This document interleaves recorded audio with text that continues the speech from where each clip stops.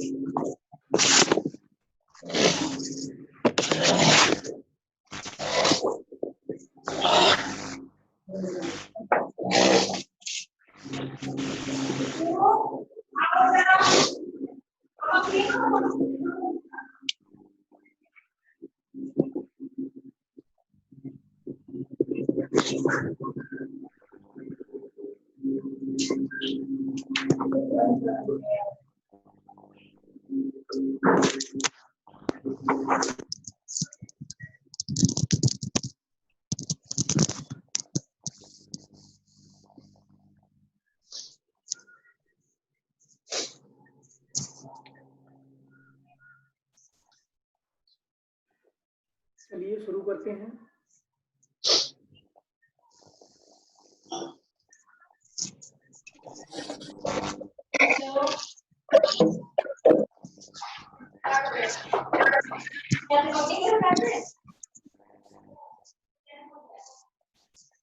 जरा इस पे हाथ फेर दियो, टेबल पे हाथ फेर दो जरा।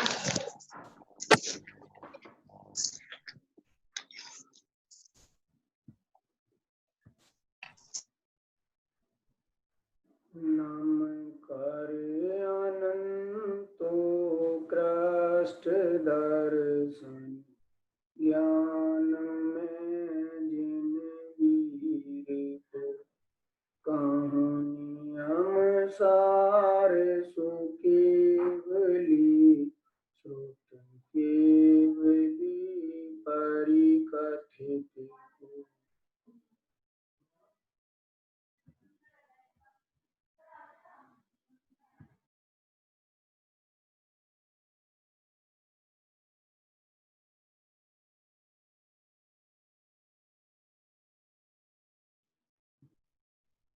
नियम सार जी परमागम 86 गाथा पर कल अपनी चर्चा हुई थी। उसी प्रकार से प्रवचन सार की तत्व दीपिका नामक टीका के 15वें श्लोक द्वारा जो कहा उसको यहाँ पर आचार्य पदम परमवलधारी देव ने उद्धृत किया है। उसको देखो, इस प्रकार विशिष्ट आदर वाले पुराण पुरुषों द्वारा सेवन किया गया उत्कर्ष और अपवाद द्वारा अनेक पृथक पृथक भूमिकाओं में व्याप्त जो चरण चारित्र, उसे यति प्राप्त करके क्रमशः अतुल निर्वृत्ति करके चैतन्य सामान्य और चैतन्य विशेष रूप जिसका प्रकाश है, ऐसे निज द्रव्य में सर्वतः स्थिति करो। क्या कह रहे हैं? विशिष्ट आदर वाले पुराण पुरुषों द्वारा सेवन किया गया है। कैसा है ये प्रतिक्रमण अर्थात अथवा धर्म के जो विशिष्ट आदर वाले जो महापुरुष हुए, 63 सलाका महापुरुषों में जिनका जन्म हुआ, ऐसे जो विशिष्ट आदरणीय हैं, आदर करने योग्य हैं, ऐसे महापुरुषों के द्वारा जो पुराण पुरुष हुए हैं, उनके द्वारा यह धर्म सेवन किया गया है। उसमें उत्सर्ग और अपवाद द्वारा दो प्रकार के मार्ग हैं। उत्सर्ग मार्ग तो ये है कि जैसे भरत जी ने मुनि दीक्षा धारण की और मुनि दीक्षा धारण करके ऐसे जमे के बाहर आए ही नहीं और अंतर मुहूर्त में केवल ज्ञान को प्राप्त कर लिया। ये तो हुआ उत्सर्ग मार्ग, उत्कृष्ट मार्ग कि बस जमे तो ऐसे जमे कि फिर वो केवल ज्ञान लेकर के ही वहां अरहंत अवस्था में विराजमान हो गए। ये हुआ उत्सर्ग, उत्कर्ष मार्ग है, उत्सर्ग मार्ग है।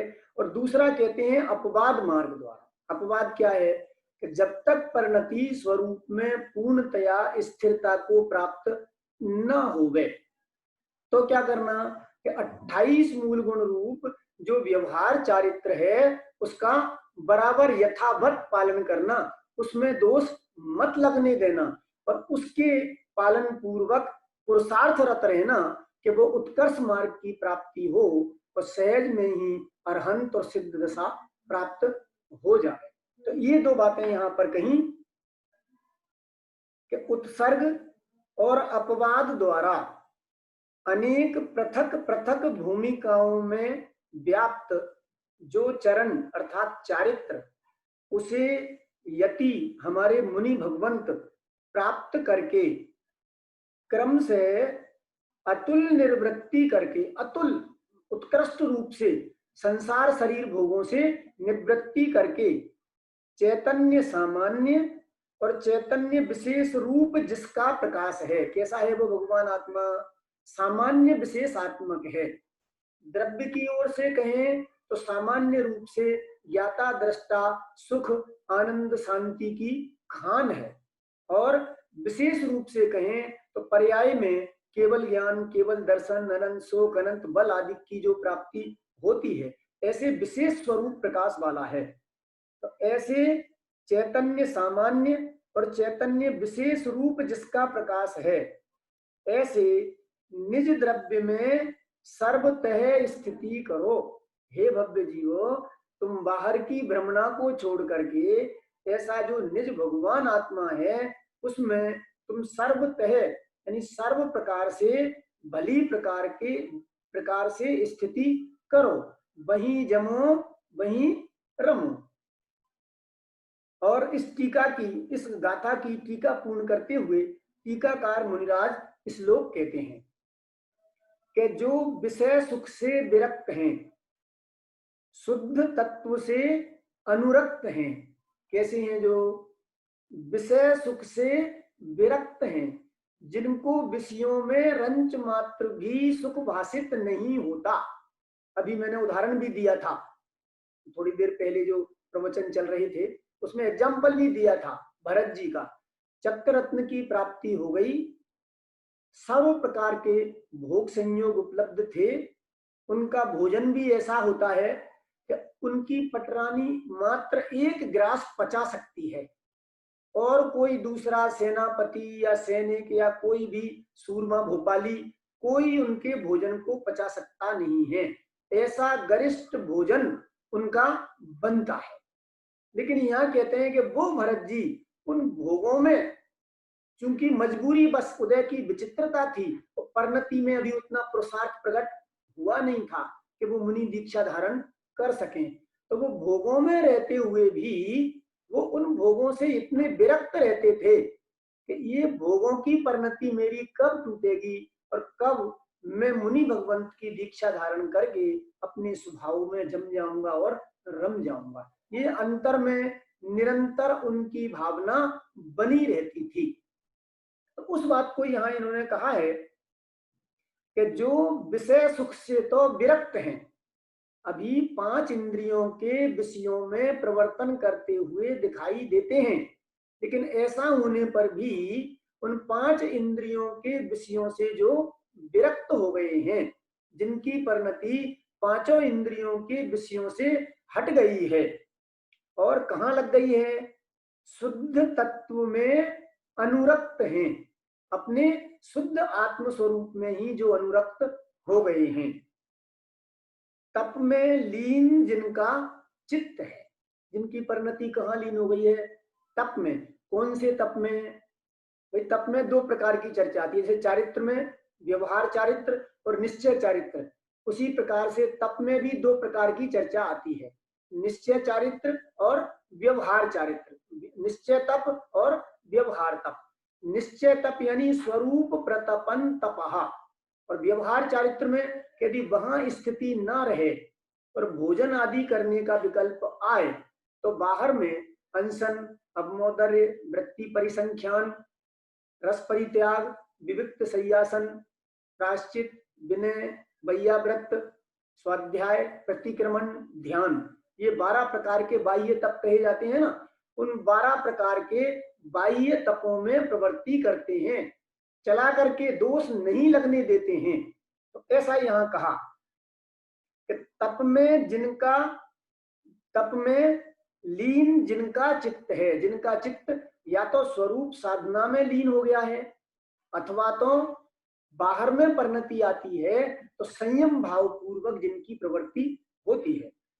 शास्त्र समूह में जो मत्त हैं, कहाँ मत्त हो गए हैं?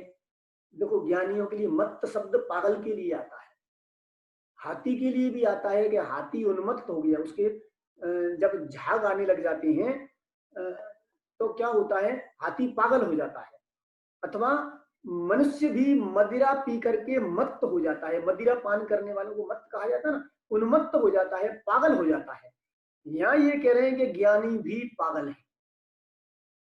पागल का क्या अर्थ है?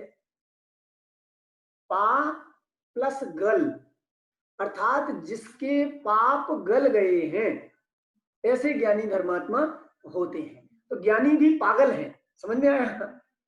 ज्ञानी भी पागल है, लेकिन कहाँ पागल है? स्वाद शास्त्र समूह में जो मत्त हैं, जिनकी परिणति शास्त्रों के अभ्यास में जो मस्त हो गए हैं, मत्त हो गए हैं, गुण रूपी मणियों के समुदाय से युक्त हैं। तो स्वाध्याय में क्या बताया जाता है?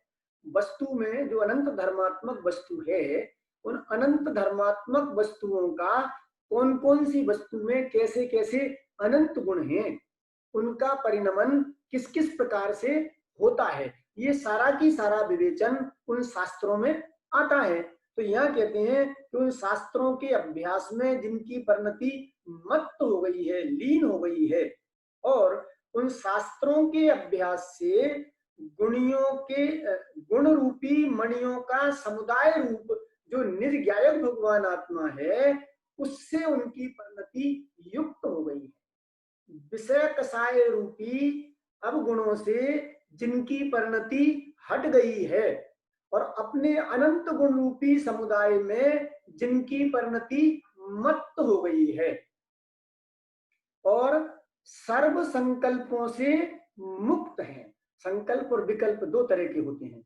संकल्प और विकल्प का क्या अर्थ है? मुझे ये चाहिए, मैं ऐसा करूंगा, मैंने ऐसा किया, अब आगे मुझे ऐसा और कार्य करना है। इस तरह से जो अनेक प्रकार का करने संबंधी अपनी परिणति में जो द्वंद्व चलता रहता है, उसको कहते हैं विकल्प। मैंने ऐसा किया, इतना तो कर लिया, आगे मुझे ऐसा और करना है, अब मुझे ऐसा करना चाहिए, ऐसा जो अनेक प्रकार का भाव उत्पन्न होता रहता है, उसको कहते हैं विकल्प। और संकल्प किसे कहते हैं? कि मैं ये कर सकता हूं, और करके ही रहूंगा, ऐसा कर्तापने की बुद्धि, उसको कहते हैं संकल्प, प्रतिज्ञा। जैसे मैं फला राजा पर चढ़ाई करके उसको अपने अधीन बना करके ही रहूंगा, ऐसी मिथ्या बुद्धि पूर्वक संकल्प का परिणाम वो कहलाता है संकल्प। समझ में आना। और फिर उस संबंधी क्रियाएं करने में जुट जाना, अनेक प्रकार के भाव उत्पत्ति होना, उसका नाम कहलाता है विकल्प। तो ऐसे यहाँ कहते हैं सर्व संकल्पों से जो विमुक्त हो गए हैं। कैसे हैं हमारे मुनि भगवंत ज्ञानी धर्मात्मा कि जिन्होंने सर्व संकल्प की परिणति को छोड़ दिया है। यहाँ विकल्प शब्द नहीं लिया, संकल्प लिया है। क्यों? क्योंकि मुनि भगवंतों को भी अभी परिणति निरंतर स्वरूप में स्थिर नहीं रहती, तो बाहर आती है, तो उनको भी अभी बाहर आने पर आहार विहार निहार स्वाध्याय धर्मोपदेश आदि के विकल्प उत्पन्न होते हैं। लेकिन मैं ये कर सकता हूं, मुझे ये करना चाहिए, ऐसी मिथ्या भाव रूपी जो संकल्प, जो प्रतिज्ञा का परिणाम होता है, वो उन भगवंतों का नष्ट हो गया है। इसलिए यहां कहा है कि सर्व संकल्पों से जो मुक्त है वे मुक्ति सुंदरी के बल्लभ क्यों ना होंगे, प्रश्नवाचक चिन्ह दिया है। यदि वो ही नहीं होंगे, सर्व पर परिणति का संकल्प जिन्होंने छोड़ दिया है और कदाचित थोड़ी बहुत विकल्पात्मक परिणति रह भी गई है, तो निरंतर भावना भाते हैं कि ये मेरी परिणति कब मिट जाएगी और कब मैं स्वभाव में रम जाऊंगा। ऐसे ज्ञानी धर्मात्माओं को ही यदि मुक्ति सुंदरी के बल्लभ पने की प्राप्ति नहीं होगी, तो यहाँ कह रहे हैं किसको होगी? उनको नहीं होगी तो फिर किसको होगी? अर्थात उनको उस मुक्ति सुंदरी के बल्लभ पने की प्राप्ति अवश्य होती ही होती है। अब देखो 87 नंबर की गाथा। मोतून सल्ले भावम निसल्ले जो दूसाहु पर नमदी, सो पड़ी कमणे उच्चई पड़ी कमण मऊ हवे जम्मा, कर शल्य का परित्याग मुनि निशल्य जो बर्तन करे, प्रतिक्रमण में ता हेतु से प्रतिक्रमण कहते हैं उसे। अन्वयार्थ, जो साधु शल्य भाव छोड़कर निशल्य भाव में परिणमित होता है, वह साधु प्रतिक्रमण कहलाता है, कारण कि वह प्रतिक्रमण में है। उसका स्पष्टीकरण टीका में करते हैं। यहाँ निशल्य भाव से परिणत महातपोधन को ही निश्चय प्रतिक्रमण स्वरूप कहा है। जो निशल्य भाव से परिणत महान तपस्या करने वाले जो महातपस्वी तपोधन हैं, उनको ही यहाँ निश्चय प्रतिक्रमण स्वरूप कहा है। प्रथम तो निश्चय से निशल्य स्वरूप परमात्मा को व्यवहारने के बल से कर्म पंक युक्त पना होने के कारण, अर्थात व्यवहारने से कर्म रूपी कीचड़ के साथ संबंध होने के कारण उसे निदान, माया और मिथ्यात्व रूपी तीन शल्य बरतते हैं, ऐसा उपचार से कहा जाता है। व्यवहार में अज्ञानी को तो ये तीनों प्रकार की शल्य निरंतर बरतती है। जो अज्ञानी जीव हैं उनको तो निरंतर ये तीनों प्रकार की शल्य चलती ही है। निदान, माया और मिथ्यात्व रूप शल्य तीन प्रकार की होती है ना। निदान यानी अपन ने पहले भी स्पष्टीकरण किया था, निदान यानी किसी दूसरे के भोगों को देख करके उनको प्राप्त करने की वांछा करना, उसका नाम निदान बंध है। देखो, उस निदान करने से लाभ तो कुछ नहीं होता, नुकसान जरूर होता है। अब चूंकि प्रकरण आ गया तो इस विषय को भी थोड़ा अपन समझ लें। हम भी किसी को देख करके ऐसी भावना भाते हैं कि ऐसा भोग मेरे पास भी होना चाहिए। जैसे आपने कहानी सुनी होगी द्रौपदी की। पूर्व भव में द्रौपदी महारानी थी, तो उन्होंने एक वेश्या को 5 व्यक्तियों के साथ रमण करते हुए देखा और उन्होंने भावना भाली कि ये तो बहुत आनंद करती है।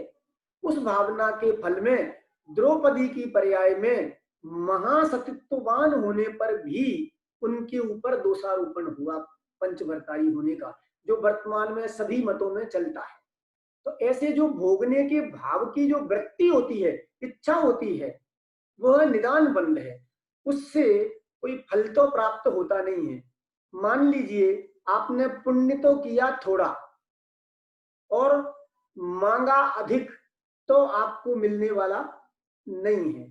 लेकिन यदि आपने पुण्य किया उत्कृष्ट, बहुत पुण्य किया आपने, और आपको जैसे मान लीजिए कल्पातीत वैमानिक देवों की प्राप्ति होने वाली थी, उत्कृष्ट वैमानों की, लेकिन आपने निदान बंद कर लिया किसी पहले स्वर्ग के देव को देख करके, धर्मेंद्र आदि को देख करके, तो वो ऊपर की पर्याय से आप नीचे रह जाओगे। सामान्य उदाहरण समझे, जैसे किसी लोलुपी बाप के बेटे की किसी अरबपति घर में सगाई हो गई हो और वो उनसे कहे कि साहब आप दहेज में क्या दोगे, आप बताओ क्या मांगना चाहते हो। अब वो मांगे तो उसकी इकलौती बेटी थी, अरबपति बेटी की, अरबपति व्यक्ति की सारी संपत्ति उसकी ही होने वाली थी, और हर बाप और माँ जितना बन सकता है अपनी बेटी को देने में मोहे बस कोई कमी नहीं रखना चाहते। लेकिन फिर भी पापियों की पाप प्रवृत्ति ऐसी होती है कि मांगने की वृत्ति टूटती नहीं है, उनको अपने पुण्य पाप पर भरोसा होता नहीं है। तो यहाँ कहते हैं कि आप मांगोगे तो ज्यादा तो मिलने वाला है नहीं, मिलेगा तो आपके पुण्य प्रमाण ही। लेकिन यदि आपने मांग कर ली और कदाचित सामने वाला कोई बड़ा आदमी हो और वो ज्यादा देने वाला हो, तो फिर ठीक है, उन्होंने कहा यार ये तो लुलुपी आदमी दिखता है, ये कह रहा है जो दे दा करके बात खत्म करो। तो नुकसान होने वाला है, फायदा कुछ होने वाला नहीं है। इसलिए यहाँ कह रहे हैं ये तीनों जो शल्य, शल्य किसे कहते हैं, जैसे कांटा लग जाए ना कांटा, तो हमें उसमें चैन नहीं पड़ती है जब तक वो कांटा निकल नहीं जाए। ऐसे ही ये माया मिथ्या और निदान रूप शल्य है, ये जब तक हमारी परिणति में बनी रहती है, ये निदान माया मिथ्या निदान रूपी शल्य का कांटा जब तक हमारी परिणति में लगा रहता है, तब तक हमें एक क्षण के लिए भी चैन नहीं पड़ती है। वो इन्होंने यहां कहा कि निश्चय से निशल्य स्वरूप परमात्मा को, भगवान आत्मा कैसा है, तीनों प्रकार की शल्यों से रहित है। अरे भाई, पर का भोगने वाला है ही नहीं ना, पर द्रव्य को प्राप्त करने वाला है ही नहीं, तो फिर मैं इसको प्राप्त करूं, ये प्रश्न ही कहां पैदा होता है। आज तक आत्मा ने किसी भी पर द्रव्य को छुआ तक नहीं है, वस्तु का ऐसा ही स्वरूप है। ये तो ब्रह्मजाल से मानता है कि मैंने ऐसा किया, मैंने भोजन किया, मैंने ये बढ़िया बढ़िया सुंदर सुंदर दृश्य देखे। तूने क्या देखा? वो दृश्य जैसे दर्पण में सामने जो भी पदार्थ रखे हुए हों वो पदार्थ झलकते हैं, ऐसे ही हमारे ज्ञान में जो सामने लोकालोक की जितनी वस्तुएं हैं और हमारे ज्ञान में जिस समय जिस जिस पदार्थ को जानने की योग्यता है, उस समय उन वस्तुओं का प्रतिबिंब हमारे ज्ञान में जानने में आता है। तो अब जान करके किसी को भला जान करके इकट्ठा करते रहते हैं, किसी को बुरा जान करके हम हटाने का प्रयत्न करते रहते हैं, लेकिन उन प्रयत्नों से जगत का कोई काम होता नहीं है।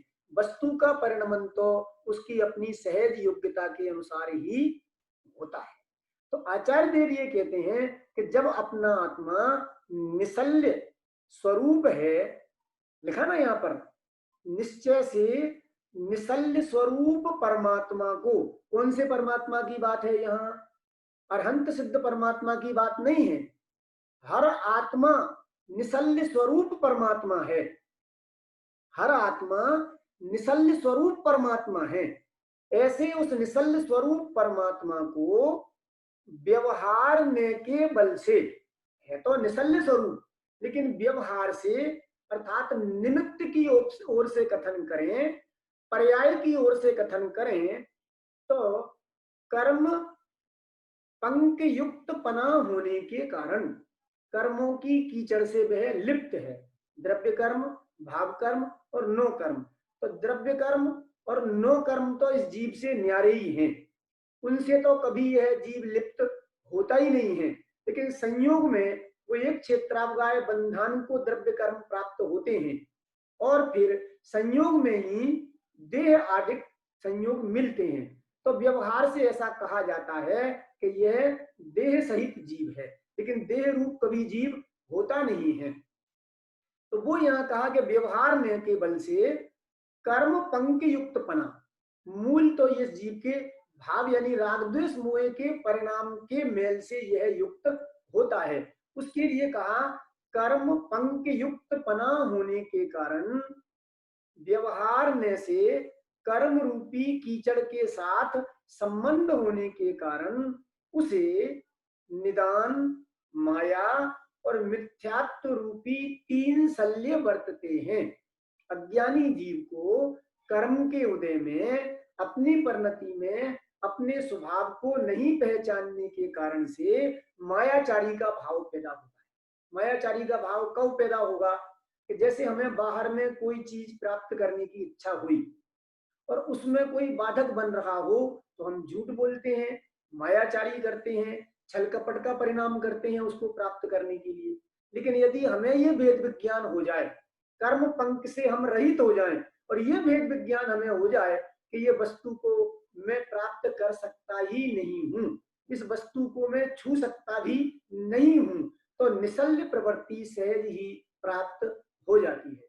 उसके लिए यहाँ ये कहा है कि यद्यपि कर्म कलंक युक्त पना होने के कारण से अज्ञानी जीव को अपनी परिणति में निदान, माया और मिथ्यात्व रूपी तीन प्रकार के शल्य बरतते हैं, ऐसा उपचार से कहा जाता है। उपचार से क्यों कहा जाता है? रागादिक के परिणाम जो हुए, चलो द्रव्य कर्म तो पुद्गल द्रव्य है, वो तो जीव नहीं हुआ। शरीर है वो तो पुद्गल कर्म है, नो कर्म तो वो तो जीव रूप नहीं हुआ। लेकिन भाव कर्म तो जीव में ही हुए ना, जीव की परिणति में ही हुए ना। लेकिन हाँ हुए होंगे, लेकिन परिणति में होने पर भी वो भाव कर्म क्या जीव रूप हो गए, जीव का स्वभाव बन गए। यदि स्वभाव बन जाते, यदि द्रव्य में मिल जाते तो फिर सिद्ध भगवान को भी वो रागादिक परिणाम होना चाहिए। लेकिन हम देखते हैं कि सिद्ध भगवान के वो रागादिक परिणाम नहीं होते हैं। इसका मतलब ये हुआ कि एक समय की पर्याय में रागादिक परिणाम उत्पन्न होने पर भी वो जीव का स्वभाव भाव नहीं बनते हैं। वो कर्म के उदय के निमित्त से होता हुआ एक समय का विकारी भाव वो होकर के वो एक समय का सत्य है, जहां हुआ वहीं का वहीं खचित होता है, मेरे आत्म स्वभाव में प्रवेश नहीं करता है। लेकिन ये जीव ऐसे अपने निसल्य स्वभाव को नहीं जानता और उस निसल्य स्वभाव को नहीं जानने के कारण से उस कर्म पंक युक्त पना होने से उसके निदान, माया और मिथ्यात्व रूपी तीन शल्य बरतते हैं। ऐसा उपचार से, व्यवहार से कहा जाता है। व्यवहार से इसलिए क्योंकि वो आत्मा के स्वभाव में विकार प्रवेश करता नहीं है, इसलिए वो व्यवहार से आत्मा का कहा जाता है। ऐसा होने से ही तीन शल्यों का परित्याग करके जो परम योगी परम निसल्य स्वरूप में रहता है, जब ये जान लिया कि मैं तो निसल्य स्वरूप हूं, भले ही एक समय की पर्याय में ये तीन प्रकार की शल्य उत्पन्न हो गई हो, पर मैं उन रूप नहीं हुआ हूं, तो क्या होता है कि ऐसा जो कोई ज्ञानी धर्मात्मा जानता है तो वह तीन शल्यों का परित्याग करके, अर्थात उन शल्यों की ओर से अपने उपयोग को हटा करके निसल्य स्वरूप जो ज्ञायक भगवान आत्मा है, उसमें जो परम योगी परम निसल्य स्वरूप में रहता है, बस अपने स्वभाव को जान करके कोई कदाचित भाव भी हो जाए तो उसको ज्यादा याद नहीं करता है, बारंबार अपने उपयोग को अपने स्वभाव में लगाने का पुरुषार्थ करता है। 10 मिनट शेष हैं अपनी इस मीटिंग के, उसके बाद में फिर ये मीटिंग समाप्त होगी। यदि और कोई चर्चा होगी तो अपन दोबारा जुड़ेंगे। ऐसा होने से ही 3 शल्यों का परित्याग करके जो परम योगी परम निसल्य स्वरूप में रहता है, उसे निश्चय प्रतिक्रमण स्वरूप कहा जाता है। जो इन शल्यों के परिणाम को छोड़ करके, विकारी परिणामों को छोड़ करके सहज ज्ञाता दृष्टा भाव रूप रहता है। जैसे अभी अपनी रागादिक की परिणति है, अभी अपन संसार अवस्था में रहते हैं, अब अपन अच्छा से अच्छा उत्तम कार्य कर रहे हूं, लेकिन फिर भी नाना जीवा, नाना भावा, नाना कम्मा है। मान लीजिए अपन यहाँ शांति से बैठ करके शास्त्र स्वाध्याय कर रहे हैं, अब किसी जीव को ये भी बात गवारा नहीं होती है कि ये क्यों कर रहे हैं, और वो आकर के हमें यहाँ डिस्टर्ब करे, गालियां देने लग जाए, मारने पीटने लग जाए, तो हम क्या करें? हमारा स्वभाव क्या है? हमारा स्वभाव ज्ञाता दृष्टापना है। तो उन परिस्थितियों में भी गालियां दें तो जाने कि ये गाली भाषा वर्गना का कार्य है और कर्म इंद्रिय के माध्यम से मेरे ज्ञान का विषय बन गई है, लेकिन ज्ञान का विषय बनने पर भी ये शब्द वर्गना मेरे को छूती नहीं है। मैं तो उनसे भिन्न निसल्य स्वरूप ज्ञायक भाव रूप ही रहता हूँ। ऐसा भेद विज्ञान करके हम ज्ञाता दृष्टा रहें तो बोलो हमें कौन शल्य उत्पन्न कर सकता है, हमें कौन दुखी कर सकता है? ये बात बार बार यहाँ तो नियम सार में कुंद कुंद आचार्य ने लिखा है अंत में कि ये ग्रंथ मैंने अपनी भावना को नचाने के लिए लिखा है। समय सार, प्रवचन सार, अष्टपाहुड़ आदि ग्रंथों की रचना की है, वो मैंने पर निमित्त की है। पर निमित्त अर्थात मेरा तो उपयोग वहां लगा रहे उसके लिए तो है ही, लेकिन दूसरे जीव भी वस्तु स्वरूप को समझ करके मोक्ष मार्ग में लगे।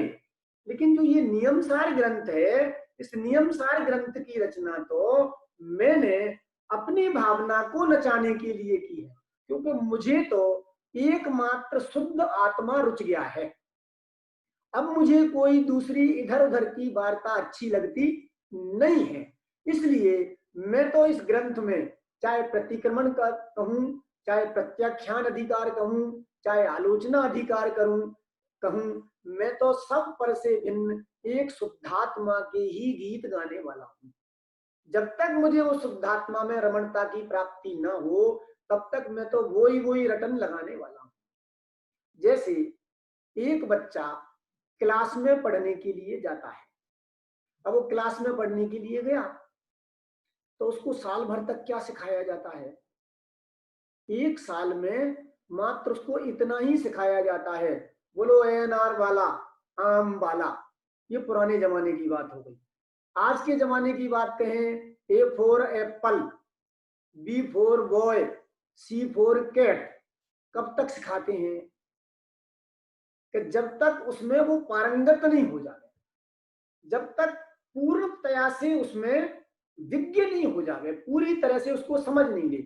एक साल में भी यदि उसको जो पहली क्लास का टारगेट होता है, आजकल कहें अपन नर्सरी का जो टारगेट होता है, और भी जो नीचे की क्लास हो मुझे नहीं पता, आप समझ लेना, उसका जो एक साल का टारगेट होता है, कोर्स होता है कि इस बच्चे को इतना सिखाएंगे, तो उसको बार बार रोजाना, आज गया तब भी वही रटाया, कल फिर जाएगा तो फिर क्या पढ़ाते हैं उसे, वही ये फोर एप्पल। फिर घर पे आया तो होमवर्क देते हैं कि आप इसको बार बार कॉपी में लिखवाना, 100 बार लिखवा के भेजना कॉपी में इसको, ये फोर एप्पल। फिर माँ पढ़ाती है, फिर माँ उसको बुलाती है, ये फोर एप्पल। तो जैसे उस बच्चे को उस विषय में पारंगत करने के लिए बार बार एक ही विषय कहा जाता है, ऐसे ही आचार्य देव कहते हैं कि हमें तो आत्मानुभूति में पारंगत होना है। तो आत्मानुभूति में पारंगत होना है तो हमें तो एकमात्र शुद्धात्म तत्व की रट लग गई है, भावना लग गई है। तो हम कोई सी भी गाथा कहें उसमें तो हम भगवान आत्मा के ही गीत गाने वाले हैं। हे भव्य जीवो, तुम भी उस भगवान आत्मा की भावना को लेकर के यहाँ बैठना और बारंबार उस शुद्धात्मा की भावना नचाना। और जब शुद्धात्मा की भावना नाचने लग जाए और परिणति समता भाव को प्राप्त हो जाए तो संकल्प विकल्प के परिणाम को छोड़ करके अपने स्वरूप में स्थिर हो जाना। वो इन्होंने यहाँ कहा। देखो, ऐसा होने पर ही से ही तीनों शल्यों का परित्याग करके जो परम योगी परम निशल्य स्वरूप में रहता है उसे निश्चय प्रतिक्रमण स्वरूप कहा जाता है। वह निश्चय प्रतिक्रमण स्वरूप कहलाता है, कारण कि उसे स्वरूपगत निज स्वरूप के साथ संबंध वाला वास्तविक प्रतिक्रमण है ही। प्रतिक्रमण किसको कहा? अर्थात दोष नहीं लगने देना। तो जिसकी परिणति स्वभाव में रमन हो गई तो उसकी परिणति में कोई दोष लगेगा ही नहीं, और जब दोष लगेगा ही नहीं तो वह स्वभाव से ही प्रतिक्रमण स्वरूप ही रहता है। आगे देखते हैं, इस 87 नंबर की गाथा की टीका को पूर्ण करते हुए आचार्य पदम ब्रह्मवल्लधारी देव 2 श्लोक कहते हैं। सीधा हिंदी अर्थ अपन पढ़ते हैं, समय बहुत कम है अपने पास और ये चैप्टर अपन को पूरा करना है। 3 शल्यों का परित्याग करके निशल्य परमात्मा में स्थित रहकर विद्वान को सदा शुद्ध आत्मा को स्फुट रूप से भाना चाहिए। 3 शल्यों का अर्थात वो भोगों की वांछा का त्याग करके, 3 शल्य उसमें गर्भित होती है। मैं भोगों को भोग सकता हूं, मैं भोगों को भोगने से सुखी होता हूं, इतना भोगा तो मेरी इतनी आकुलता चली गई और इतने इतने और भोग में कर लूंगा तो मेरी सारी आकुलता चली जाएगी। ऐसा जो भाव है वो मिथ्यात्व भाव है। उसको प्राप्त करने के लिए जो छल कपट मायाचारी का भाव उत्पन्न होता है वो माया शल्य है, और उसको प्राप्त करने के लिए जो इच्छा की जाती है, निदान बांधा जाता है कि हे भगवान, मैंने आपकी इतनी भक्ति और पूजा की है और आपकी भक्ति और पूजा मेरी सच्ची हो गए तो उसके फल में मुझे ऐसे भोग की प्राप्ति हो जावे, उसका नाम निदान कहा जाता है। तीनों शल्यों का स्वरूप समझ में आया? माया, मिथ्या और निदान। तो पहले अपन मिथ्यात्व से शुरू करें। मिथ्यात्व अर्थात इन भोगों से मैं सुखी होता हूं, इन परद्रव्यों का मैं भोग कर सकता हूं, ये क्रियाएं मैं करता हूं, शरीर आश्रित क्रियाएं मैं करता हूं। ऐसी मिथ्या मान्यता जो है उसका नाम है मिथ्यात्व रूपी शल्य। जब मिथ्यात्व रूपी शल्य इस जीव के परिणति में प्रवर्तित होती है तो फिर माया शल्य खड़ी होती है। जब यह भोगों को भोगना चाहता है, क्योंकि भोगों को भोगने वाला अपने आप को मानता है, भोगों से सुख मानता है, तो इस मिथ्या शल्य के होने पर भोगों को प्राप्त करना चाहता है। उस भोगों की प्राप्ति में यदि कोई बाधक बनता है तो फिर ये छल कपट मायाचारी का परिणाम करता है, झूठ बोलता है। इसका नाम माया शल्य कहलाता है। और उस माया शल्य पूर्वक कदाचित उन भोगों की प्राप्ति हो गए और उनसे अधिक की वांछा हो गए, तो अधिक की वांछा होने पर जो भगवान की भक्ति पूजा की इसने, जो सत्कार्य किए, तो ऐसा चाहता है कि हे भगवान, मैंने जो कुछ सत्कार्य किए हैं उसका फल मुझे ऐसा मिले कि मुझे ऐसे भोग की प्राप्ति हो जावे। इस तरह का भोगों की वांछा करना उसका नाम निदान शल्य कहलाता है। तो वो यहाँ कहा कि 3 शल्यों का, ऐसे तीनों प्रकार की शल्य का परित्याग करके निशल्य परमात्मा में स्थित रहकर, इन तीनों शल्यों से रहित जो ज्ञायक भगवान आत्मा है उसमें जो कोई स्थित रहकर विद्वान को सदा शुद्ध आत्मा को स्फुट रूप से भाना चाहिए।